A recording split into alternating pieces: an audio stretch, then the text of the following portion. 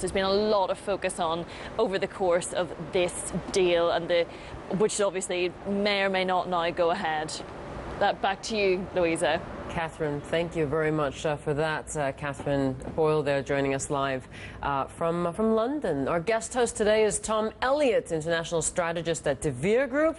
Welcome back, Tom. Thank you, Louisa. Haven't seen you for a while. You've come back tan. And as a birthday boy today as well, so Indeed. Happy birthday. Thank you very much. Now, someone else who has a birthday right around now is our other guest, James Hay, Assistant Director and Equity Analyst at Brewin Dolphin. Happy birthday to you, coming up as well in a couple of days, 10 days. Let's talk about the deal and about the prospect for the pharma industry now, given that it looks like a deal isn't going to happen between Astra and Pfizer. Yeah, I wouldn't necessarily jump immediately to the conclusion the deal won't be done. Pfizer does have quite limited wiggle room at the moment now. The £55 per share offer that they've made, they've said they will not be increasing that any further, and they've also said that they won't be taking it hostile, i.e. taking it to the AstraZeneca shareholders directly. What they have done, though, is they've reserved the right to vary the consideration. So at the moment we've got 45% cash, 55% shares. Now, if Pfizer, say the tax inversion is still a primary driver, Pfizer can go 55% cash, and they'd still allow AstraZeneca to have 22% of the combined group, which still meets the IRS US standards for the tax inversion. So we could see some jiggling of the sort of the cash component at these levels, which may still make it attractive. It may make AstraZeneca's board at least come back and say, well, actually, okay, given the renewed blend, maybe we would entertain this a little bit more. Even with the fear of large job losses, and even with the governments that up to now at least haven't been seemingly fully backing a deal. Yeah, I think the governments obviously have different rationales for being against any merger. I think the UK government actually is generally somewhat supportive. I don't think the job losses issue is going to be quite as catastrophic as perhaps the opposition government is making it out to be. We have spoken before about the combined research and development entity of about 20,000 employees, and 20% being cut and 20% being in the UK, which does mean there will still be at least 3,000 jobs in the UK just in research and development for the combined group, and that is more than what we have at the moment. So I think there is opportunity there. There are commitments that are being made. They're legally valid for at least a year if a deal was to go through.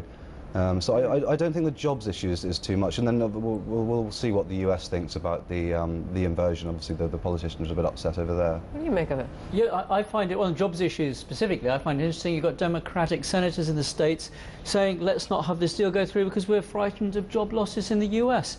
And I do think the whole approach that not only the government, but more predictably the Labour Party have shown that sort of against this is very defensive. It's rather sad. If shareholders make a mistake and we do lose R&D, etc., then okay, that happens. It's a shame. Yeah. But the alternative, which is to say, hey, allow government ministers to protect and create national champions. It takes us back to the hairy, scary days of the 1970s. Yeah. And I'm very clear in my position on this. My one point of squeamishness is that this is clearly being done for tax usage rather than real business, and therefore it may not be the optimal use of capital in the sort of true free market sense. But as I said, I much prefer shareholders to make their decisions rather than governments. Yeah. And I would echo what Sir Richard Sykes, the former chief executive of Glaxo, said about it. It shouldn't matter who owns the companies, as long as jobs are being created, the incentives are there to create the jobs.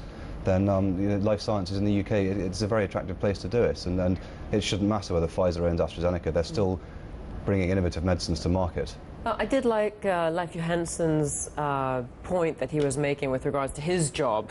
He said, look, I'm independently elected, as is the board. We're looking at this you know, completely from a standpoint of, does it make sense to see a teaming up between the two companies for all the reasons outlined and probably more, right? Yeah. So, but I thought it was a good point to make that you know, you do have some shareholders that haven't been happy with the lack of communication, some would argue, that they've seen from Astra. The pace at which the rejection has come through, it's been very, very fast. Yeah, Friday obviously was the first bid, then another one on Sunday, and 2 rejections in between the two.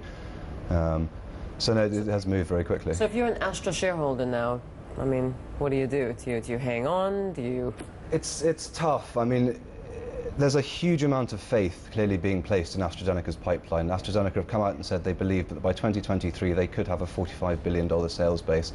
Now that requires some pretty positive assumptions about the progress the pipeline can make, whether that be in what is a very interesting but still quite high risk immuno-oncology area, whether it be in respiratory, or whether it be in diabetes or in Japan and emerging markets. There are a lot of underlying assumptions that need to work, a lot of things that need to come together, and AstraZeneca is basically trying to make Pfizer pay for 100% of that, basically guarantee the execution on the pipeline and the integration should any deal go through. So I think for AstraZeneca shareholders, you can look at someone like Severn Trent, for example, that last year was bid for. The bid, they held firm, they said no, we think we're going to be fine as an independent company, and they're still quite far below where they were. I think it could be quite a long time for AstraZeneca to see themselves back in the 50s again as a standalone business. Yeah. But I think it's in the film Dr. No, where the villain turns to James Bond and says, everyone has a price, Mr. Bond. And surely the shareholders of AstraZeneca feel the same way, and there is perhaps a number that the big shareholders have in mind at which they will find the counter-arguments irrelevant. Do you have any idea in your head what that number might be? Well, judging by what Mr. Johansson said, it's 10% above the £53.50 offer that came in on Friday, which would be £58.85 as an indicative offer. I mean, if you look at the present value, the current value today of the synergies and the tax benefits from this acquisition, I mean, and you take maybe some of the more bullish Wall Street or UK City estimates, and you add it together, you do get about £57 a share using target prices from before the merger broke. So around the price that they're saying now. I think so, yeah. We've got to go. James, thank you very much for being with us. Happy birthday as well. Thank you. Hope you throw a birthday party at the zoo, just like Tom did. Exactly. Sounds like good fun. Only monkeys around you. James, thanks. James Hay joining us from Brewin Dolphin. The French president has ordered his government to find a better offer for Alstom following a meeting at his palace. To take stock of the situation, François Hollande reportedly asked for an improved proposal in the interest precisely of jobs. This amid expectations that Germany's Siemens is going to be making a formal offer for the French firm's power business this week. And Merger Monday extending stateside as well, where AT&T has agreed to buy the satellite TV provider DirecTV for $48